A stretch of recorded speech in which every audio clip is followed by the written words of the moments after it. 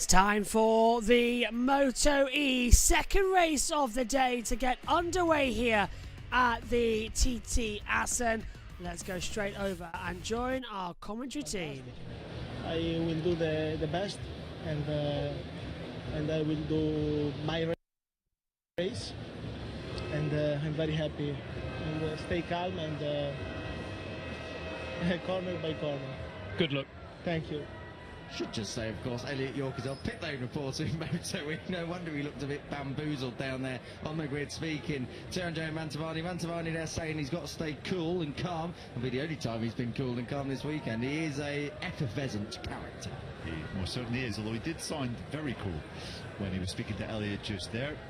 Problem with the front of the bike on the sighting lap, so we could have not ideal situations for the top two on the grid here. Cassidy starting from pole, Mantovani starting from second. That really could open things up to Jordi Torres early on in this race. He'll be starting from the inside of the front row in third position. And it really was a bit of a two-way fight at the front, wasn't it, between Cassidy and Mantovani in race one, Kiko? And well, one of them pretty much going to be out of the victory fight. You have to say Mantovani starts as favourite. Jordi Torres in third place will be looking at this though and fancying his chances. He'll be aware of Cassidy's dramas already. Might not be aware of Mantovani's front end field problems, but Jordi Torres, 4 wins in a class. He's looking to make it 5 and he goes from that front run. Yeah, just as we go on board then with Cassidy, looks as though there have been a few little running repairs from the LCR technicians there. You can see they're just checking everything with the front brake, with the throttle to make sure it's okay. I think Cassidy is also trying to explain exactly what happened.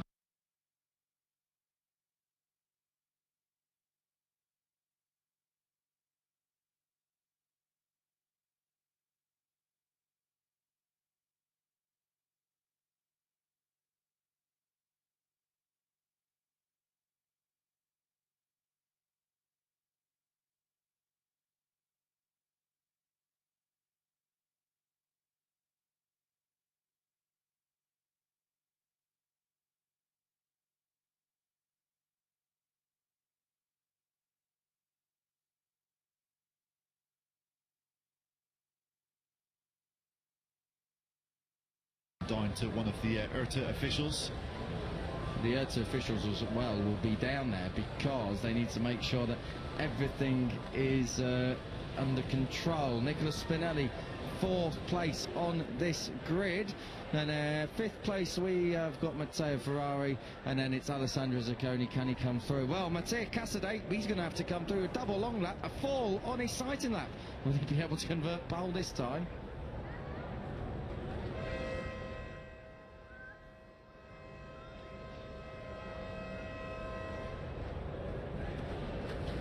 So we are ready to get underway. Matteo Cassidy under a load of pressure because he, of course, is on a ticking sort of stopwatch in effect, because he needs to get that bike sorted out after pinning it on the sighting lap. If you are just joining us here, bit of early drama. Matteo Cassidy, your pole sitter, your previous championship leader, crashing on the sighting lap when he left pit lane. Will they be able to get that bike verified and okayed from IRTA to go racing here in MotoE? You're joining myself, Kiko Giles, Neil Morrison alongside me, Elliot York down in pit lane, bringing the stories as we wait to go racing here. No warm-up lap, of course, in MotoE. We are just about 2 minutes until we go lights out on this one.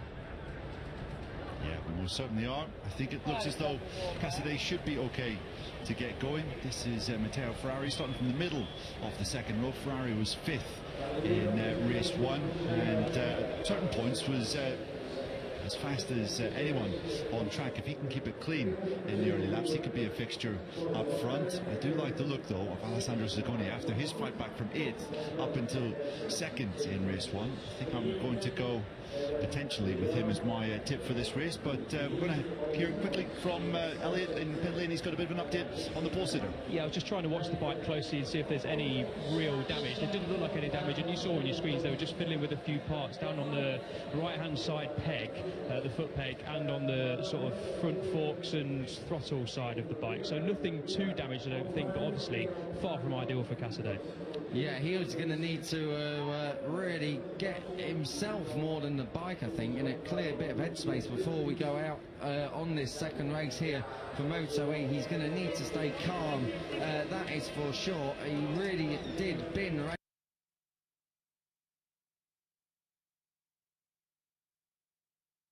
race one, it's got to be said, and he's copped a bit of an unfortunate penalty for that one. Back on the third row, Eric Granado leads off that. Lorenzo Baldassari goes from the middle of it, and then it is Kevin Zanoni, the number 21. This rider's teammate, Jordi Torres, the 81, further up the grid there in third place. As we look back right the way through the pack, Raffaele Fusco there on the back of this grid. We just got another glimpse of Mattia Casadei. You can see that the teams are filtering off now. We are less than a minute, less than 30 seconds really until we get this one underway. Neil, quickly, predictions. Zacconi for me. How about you? Ooh, I feel a Mantovani double coming on, but as neutrals we don't have favourites, but we would like a fourth different winner of this season.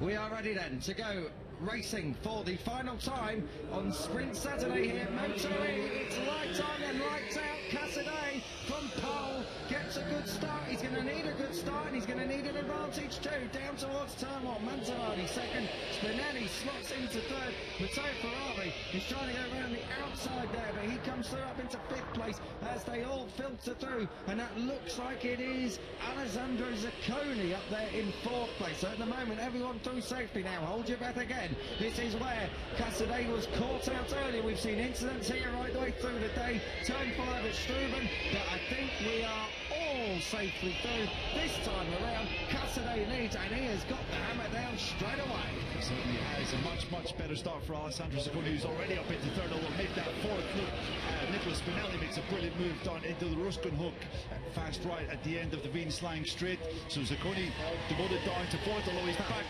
up into third. Nice early action here between the two Italian riders. You can see there Matteo Ferrari just behind him. Hector Garza has got a great jump from 10th on the grid. He's up to 6th. I thought it was Garza who'd come through as the first of the Dynavolt bikes. Oh, that's going to get tight. Spinelli trying to come through on Zacconi.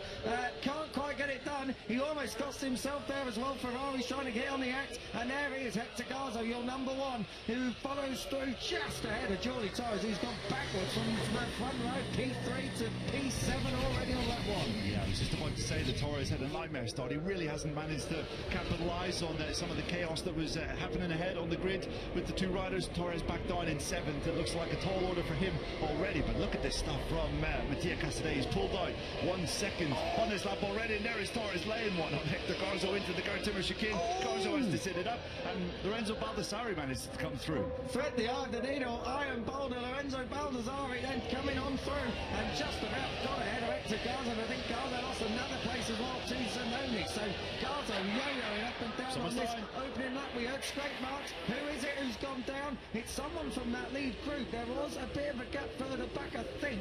Or was it Raffaele Fusco? It was. I thought it was someone in that lead group, but that might have been the incident over at the chicane with Garza that just split them all up. Well, Raffaele Fusco, that lasted long. Start of lap 2, he's down at turn 1. Yeah, and Mattia Casadei has elected not to take his long lap penalty on the second lap. He's trying to build up as big a lead as is possible, which I think is pretty much the right tactic. You can see there Matteo Ferrari putting a nice move on Nicolas Spinelli into the Ruskin hook right-hander to put him into 4th. So this is a good start for Ferrari. Oh dear me, he'll get a 6:50.18. It goes from bad to worse because it's Oki who's gone down. But surely they did not take each other out. Oh dear me, that is a disaster. I think we actually have an incorrect graphic because one of them is still at the back of this shot. If you see, we look right at the back, I'm sure one of them is still going, but we'll pick that up later. It's rather irrelevant at the front of the field as we come through turn 11, and it's that short, sharp shoot down through turn 12, and that's it. You get a bit sideways coming through here, and Nicolas Spinelli was up in 3rd. He's back to 5th, and they're chasing Matteo Ferrari, who is really looking to get some major points on the board here in race 2, but he's going to have to deal with Nicolas Spinelli, who's coming through up the inside, gets the job done, forces Ferrari across the chicane, and Ferrari's not going to be happy about that, and he isn't very happy about it, but he holds that 4th. Now race action will be looking at that because it was not a very obvious incident where anyone was necessarily at fault there. Yeah, you would have to say Ferrari's going to have to give them the penalty, or the position back, sorry, as we see Casadei taking the first of his 2 long lap penalties. They reckon it's going to take about 3 seconds for him to complete the first penalty, and you can see he's lost 4 positions. He slots back in to 5th, just behind Nicola Spinelli. He's got to be careful not to go on the green in that long lap. He almost binned it again. He was backing it right in through the long lap. So now Casadei back to 5th. That puts Mantovani into the lead of this race. Yeah, puts Mantovani in control, but you have to say Alessandro Zacconi looking very good. And look at this from Casadei, who's trying to make a pass on Spinelli. Brave stuff from the Italian. Just there, and here is the chin to the lead. Zacconi at the inside of Steckenwald. Turn 8, good move on lap 3 of 7 there. So Zacconi has come through. Now Mantovani has another opponent to try and pick off. Talking of picking off, Casadei up to 4th, has got ahead of Spinelli. He's got the magnets out for Matteo Ferrari now to get back into the podium positions, but I remind you, he has 1 long lap still to serve. Yeah, and I'm sure Ferrari, well, is a penalty going to come his way? He cut across the chicane and didn't give the position back. It looked as though that was a bit of a shortcut that he took. We're going to have to keep our eyes peeled on our timing screens to see if there will be something coming the way of Ferrari. He'll say he jumped before he was pushed there. Track limits warning for Spinelli. That's the number 29 who's just in front of Lorenzo Baldassarri. The 2 on your screen now as we drop into the GT chicane for the 4th time of asking. And there we go, sorry, the 3rd time of asking. It is Spinelli we're looking at right now with that track limits warning. But at the moment, I tell you what, Zacconi, fastest lap of the weekend, 39.599. That is very strong indeed. Looking back at our reigning world champion, this is Hector Garza in 8th place, trying to get ahead of Jordi Torres. That's for a top 7. Casadei not taking his 2nd long lap penalty this time around. He'll probably want to clear Ferrari, and he really wants to do it quickly. He squeezed on through there and takes position for turn 5. So good stuff from Casadei. Don't be surprised if he takes it next time around. Yeah, really nice stuff from Casadei coming through turn 4 there. Cut that super tight on the inside of Matteo Ferrari. Really nice move from the number 40. And he has a job in his hands to try and build up a bit of a gap, otherwise he'll be rejoining at the back of this fight for 3rd. And you have to say it is a big old fight. There's 7 bikes there from 3rd all the way back to Eric Granado in 9th. Granado just picking up a track limits warning as well. So the number 51, the fluorescent number 51 Brazilian rider, down in 9th place at the moment, but he is on a track limits warning at the moment. He hasn't got too many opportunities to run out wide now at all before he's given a long lap penalty. Casadei still with 1 long lap to serve. I remind you, he's at the head of this group. I reckon, Neil, if he takes next time around, he will stay in this group. He'll just go to the back of it, down in 9th. Yeah, and then he'll have to really get his elbows out in the closing laps of this race. Great to see Hector Garza looking a lot more like his old self in this race. He was very muted in race 1, in 9th position from 10th on the grid. Didn't really see him make any aggressive moves, but at least he is in the thick of this fight for the podium right now. Coming through the chicane then, we are at half race distance. This time around they clock off another lap. Zacconi leads, another fastest lap of the race, just a few thousandths better. That time around Mantovani 2nd, Casadei 3rd on the road, but he's got that long lap penalty to serve. That will put Ferrari, Spinelli, Garzo, Baldassarri all up into the mix. There's also Jordi Torres, Casadei in the long lap penalty loop. Now, where is he going to filter? Don't go on that white line or the green.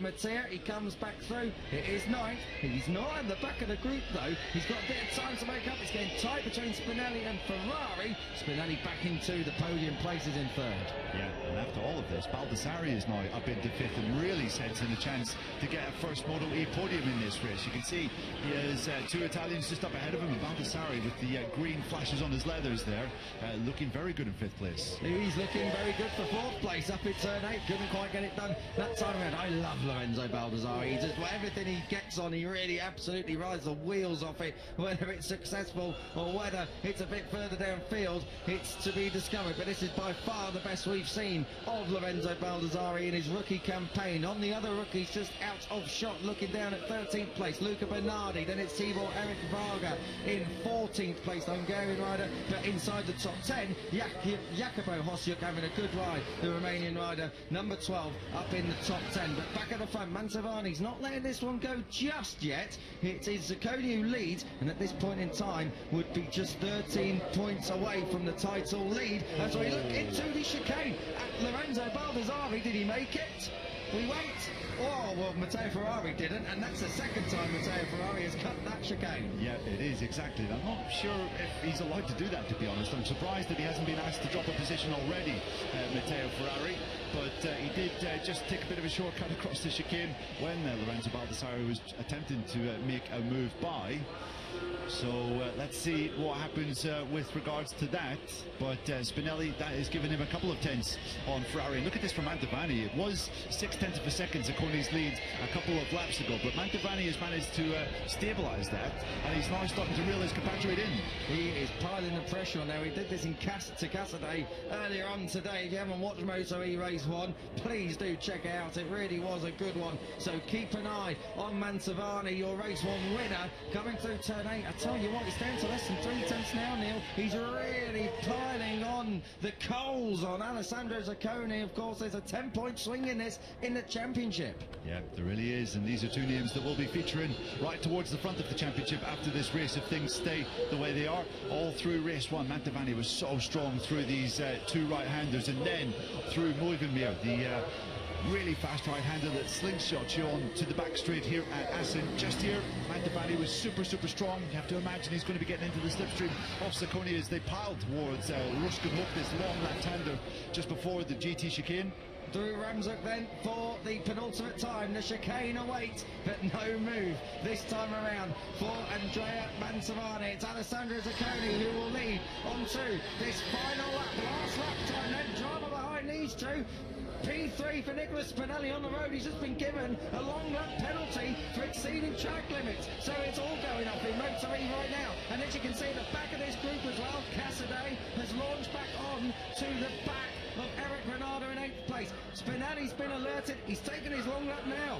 Yeah, he has indeed, and Cassidy may well be able to grab a few positions here with Eric Granado and Hector Garzo, two riders coming back from injury on this final lap. But we want to really look up ahead. The gap was 0.3 of a second between Zacconi and Mantovani across the line, and let's see if Mantovani can manage to get a little bit closer with the aid of the slipstream here. Through Ruskin Hook then, this is turn 6, taking a lot of inside curve that time around. Andrea Mantovani is really laying it all on the line here to try and make it a double at the Dutch GP for MotoE through turn 8. They'll charge down the hill now, and Alessandro Zacconi looking good at this stage, but this is where Andrea Mantovani comes into his own. Yeah, it most certainly is. It's these fast rights after the bolt, the turn 9 left-hander, these two right-handers here, turns 10 and 11.